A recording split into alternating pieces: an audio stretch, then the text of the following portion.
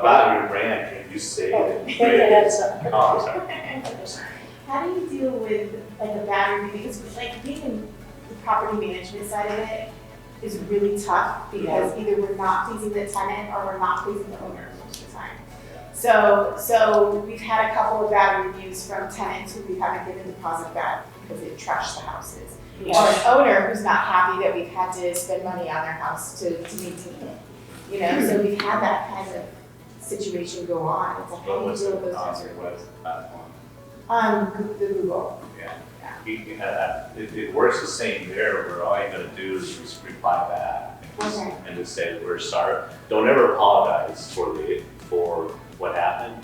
Apologize that you heard about this issue. Okay. So I'm sorry to hear about this issue. Right. That way you're not apologizing for it, but you're sorry to hear about it. Right. Please, private message me or email us your contact information, and have a member of our management team reach out to you as soon as possible. Okay.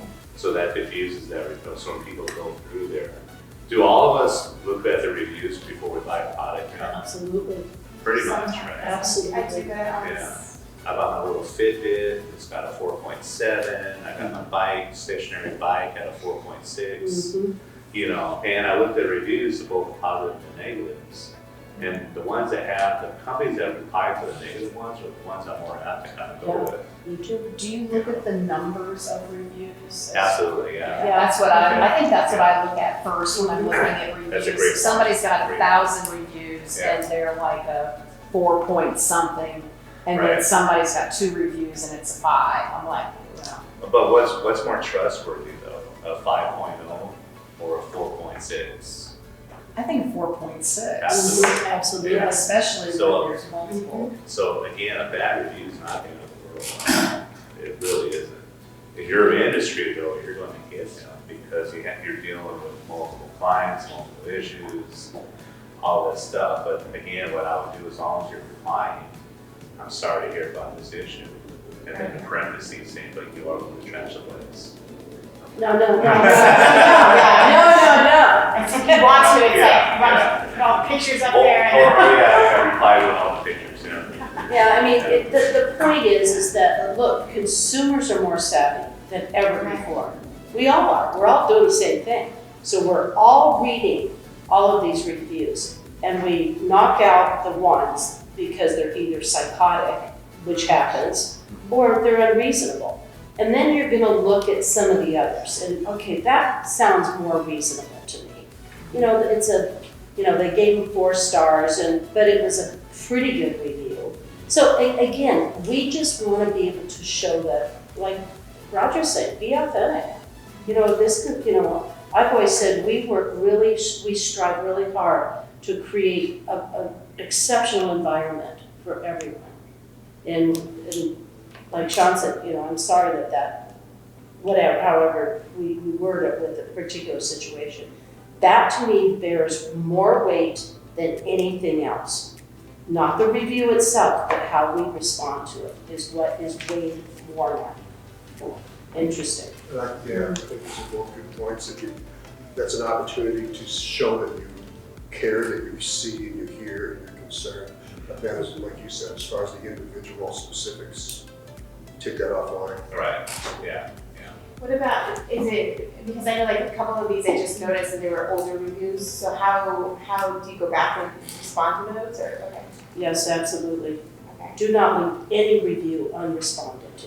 okay, And reply to the new ones too, send them extra review, tag it if you can. okay. Don't make excuses. Okay, so it's been a year.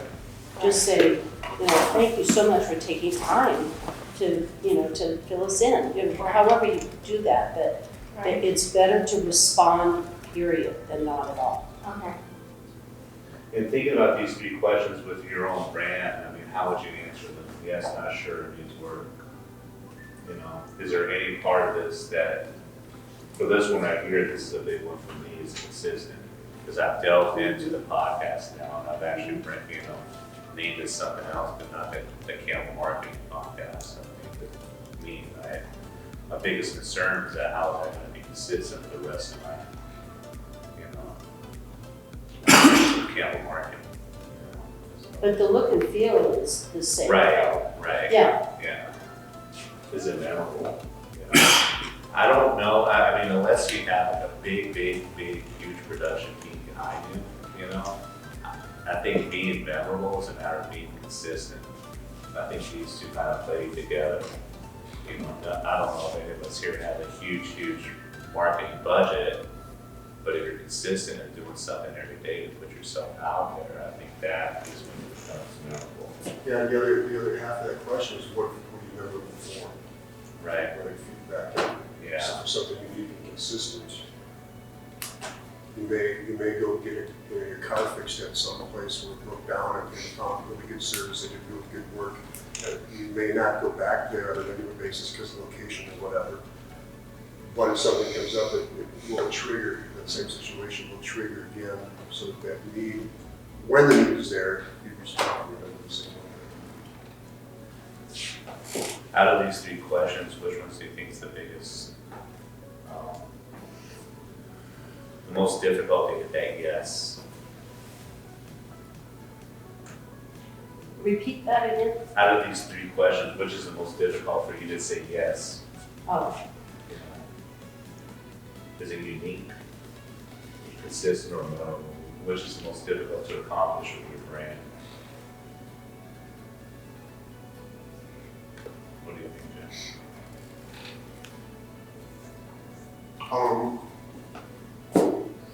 I think, which is the most difficult to, Accomplish. yeah, it's gonna depend on the brand.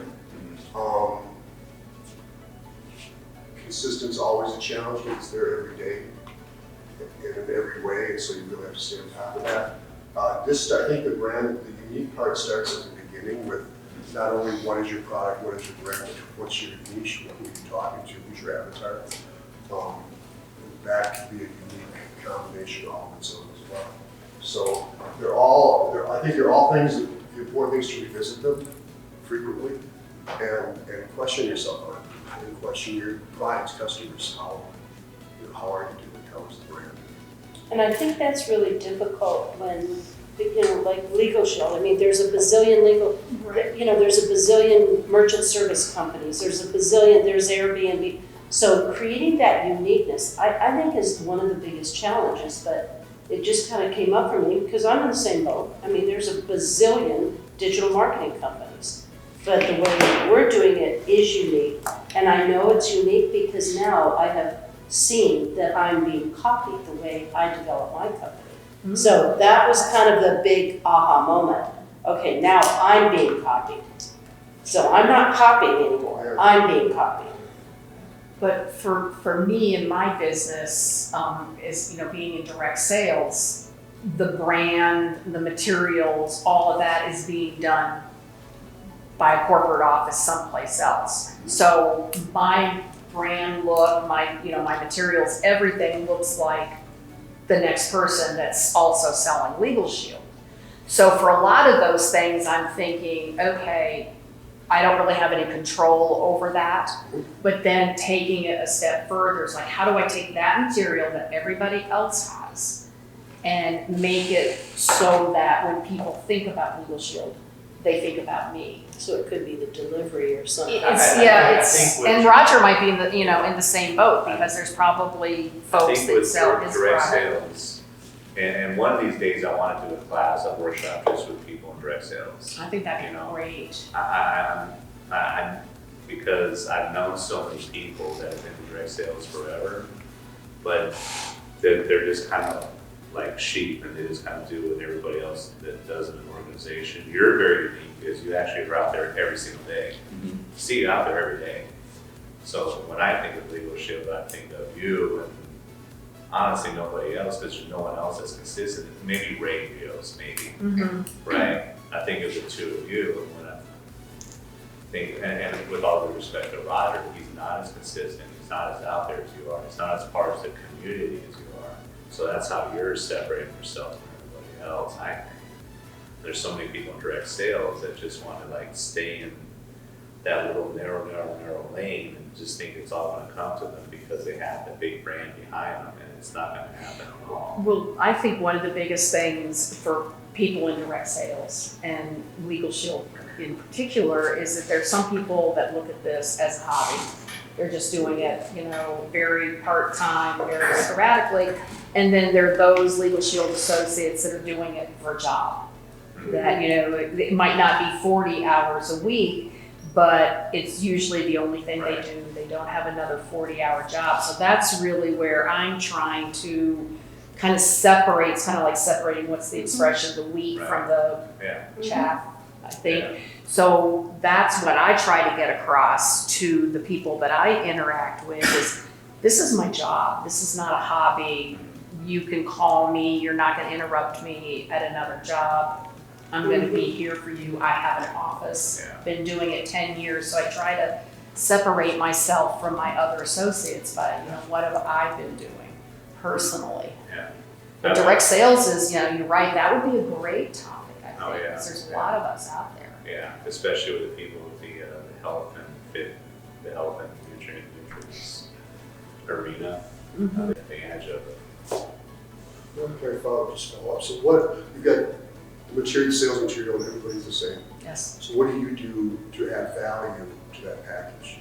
I think for me is just being accessible. Having an office, people can come to me, I can go to them. I try to follow up on problems as quickly as possible. I've gotten kind of a dose of that. I opened an engineering firm up in Chicago. Never met them, worked with a real estate insurance agent, and they've had a little bit of problem getting their identity theft plan activated, so it's responding right away. As soon as there's a problem, getting on my email, calling my corporate office. So I want, again, to add value, that I'm not just some person that sold something and then, walks away. I'm there to take the hits when there's a problem and try to get it resolved. And I'm hoping that, that resonates with my insurance broker. He's going to be out there selling more of our services to his clients. So is there a way that you can establish yourself as kind of go-to authority in your? I think I'm working on that. And like I said earlier, I'm wanting to kind of brand myself as the Legal Shield lady. So when people think about Legal Shield, I'm one of the top. I mean, I don't have a big enough ego to say I need to be the top, but I definitely want to be in that top group. And I think for me, what I bring to the table is education and re-education. Like, my members, maybe they haven't done their wills, or maybe there's something that was going on that they didn't even think they could use Legal Shield for. And I'm just like, you know what? It doesn't cost you anything more than your monthly membership to pick up the phone and ask the attorneys that question. If it's not a legal question, they're going to tell you, but there's no harm, no foul. Right. So I think for me, it's educating and re-educating. So how do you educate, not just one-on-one? Do you speak? Do you do articles on your website, or blogs? Do you do white papers? No, I'm really, for me, it's all kind of face-to-face, whether it's in front of an employee benefit group or individuals or a networking opportunity. I've not done blogs, not written articles. I use a lot of the articles that our corporate people provide to share information. I try to plug people into like the law firm on Facebook because they put out articles. So I'm trying to connect them with pieces of information, but I'm not doing it myself. It's just something to think about, is what are all the ways that you can, beyond what you're doing one-on-one, you can establish yourself as that authority figure. And as Do you ask for testimonials? I could be better at that. I could be better at asking for testimonials and referrals. Those are the kind of the two big things that I need to really definitely work on. But, I'm not an attorney. So, oftentimes this product is being used for legal issues. And I always will say, I'm not an attorney, but I played on the law school softball team at the University of Montana. So I got my first year, just by playing on the softball team. But no, always have to preface it because people are saying, well, could I use it for this? Could I use it for that? And I'm like, I'm not an attorney, but that's a great question to ask an attorney. So, Well, and you have maybe a fairly unique perspective as seeing both the attorney side and the layperson side. Great place to come to translate and address concerns that attorneys might just. right, and I also owned a small business for 25 years, so I think that gives me a little bit more street cred. Yeah.